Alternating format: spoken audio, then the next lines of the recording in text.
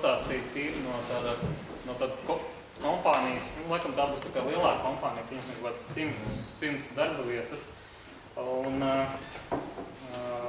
paskaidrošu, kāpēc viņi vajadzīga vispār tā infrastruktūra. Principā, kurai kompānijai ir kaut kāda vīzija, ko viņi grib darīt, ko viņi grib sasniegt, lai to izdarītu, vajadzīgi cilvēki. Savukārt, lai tie cilvēki kaut ko izdarītu, lai tiešām jūs to mērķi sasniegt, ir veidojas tāds biznesa process. Kā no A līdz Z panākt to mērķi, ko tad jūs gribat izdarīt. Un nevienam nav noslēpums, ka arvien vairāk tā IT nozara palīdz tam biznesam, principā, un tas ir, ko ģirta kolēģi rada tā programmatūra, teiksim, kaut kādas grāmatvedības programmas, ja, kas palīdz to biznesu tā efektīvāk darbināt. Un tā IT ir ļoti nozīmīga tā lieta. Un tad ir visas tās programmatūras, kas palīdz strādāt. Kaut vai tas pats Outlooks, ja, kur jūs e-pastus sūtat, ja, tas arī palīdz strādāt un strādāt efektīvāk. Bet savukārt, lai tās visas programmas darbinātu, ir apakšā jābūt tā infrastruktūrai. Ar ko uz kā tam darbinātu? Un jautājums, vai jūs zinat, kas ietilpst IT infrastruktūrā? Es nepretendēju, ka es zinu visu, ja, bet katrā gadījumā tādos lielos vilcienos jūs zinat, kas ir IT infrastruktūra?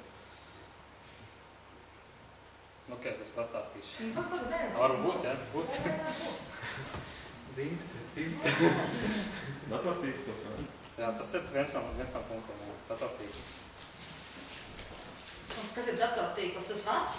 Jā, datortīkls, protams, ietver sākot no rozetes, kur aiziet tālāk kabelis, aiziet uz kaut kādiem komutatoriem, maršrutizatoriem, pēc tam nāk ir serveri, kur glabājās dati. Tad tas pats dators, principā, uz kuru strādā darbinieks. Un pēc būtības tas ir kā parstam darbiniekam, tas varbūt nav nekas viņam, bet tikai viņš to redz kā datoru.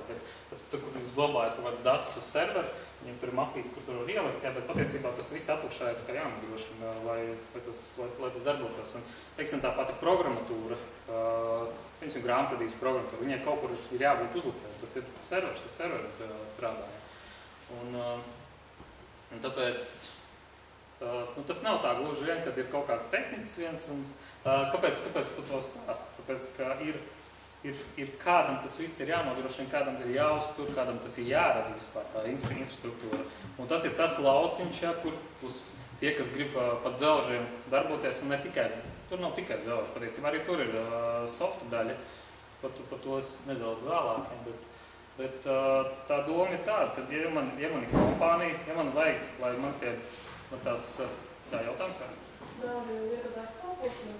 Ir, to es jums pastāstīšu, tas tur ir apakšā, jā. Un pēc būtības ir tā, ka katrai kompānijai reāli to IT infrastruktūru vajag.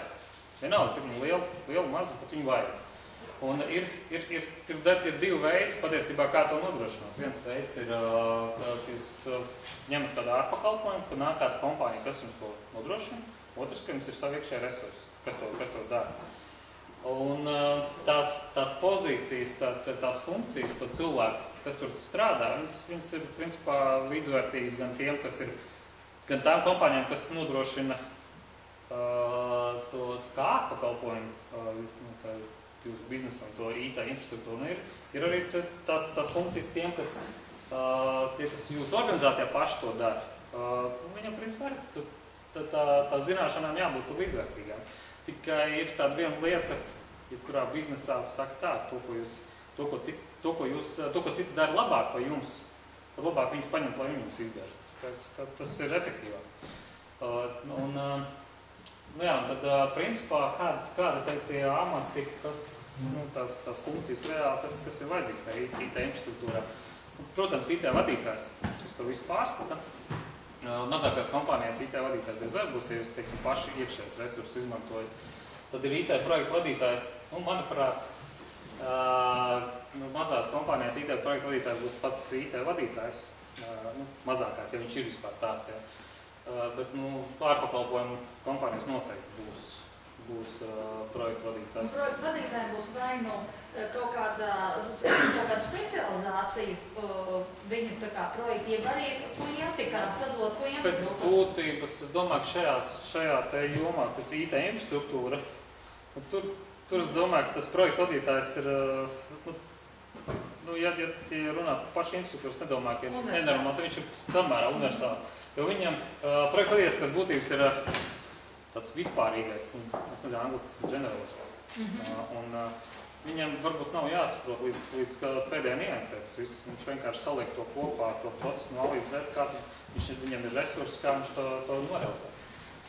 Bet ir sistēma arhitekts, tieši tāpat kā programmēšanā, tieši tā arī ir infrastruktūrā. Kādam jāredz tā kopējā bilde, kāda tajā kompānijā jums tur viss darbosies, griezīsies, tur, lai reāli to varētu radīt to jūsu infrastruktūru. Un tad jau pieminētais sistēma administrators, tagad tā infrastruktūra ir uztaisīta, tad, kad viņa ir norealizēta, tad kādam viņa ir tā kā jāuztur. Un tad ir tas principā sistēma administrators. Respektīvi, tas iepriekšējais bija tas, kas to visu sapirka, tā kā nosacīts, viņš tā kā salika to visu pa vietām, un tad ir tas uzturētājs, kurš tad... Patiesībā es izlaidu vienu, ir tie IT tehniskā konsultanti un tehnika, kas viņu rada, viņu uztaisa. Jā, nav pieminēts dokumentētājs, tieši tāpat kā programmēšana dokumentētājs ļoti svarīgi, ka viņš nodokumentē, lai tas sistēma, tālāk nākušais sistēma administrators, kas uztur to. Un tur arī tie tehniķi varbūt tiešām, kas palīdz sistēma administratoram uzturēt to infrastruktūru. Un viņam vajag to dokumentāciju pēc kā, lai saprast, kurā vietā kas atrodas, kur tā rozeta aiziet, kur tā aiziet. Tas ir svarīgi patiesībā, tāpēc ir dokumentētājs ir vajadzīgs. Un, tas tā, protams, ka tur var būt kaut kādi, katrā kompānijā infrastruktūras noteikti būs kaut kādi nosaukumi savādāk. Es vairāk esmu ņēmis tā kā mūsu kompānijā, mums nav sistēma arhitekta, tas ir dārgs.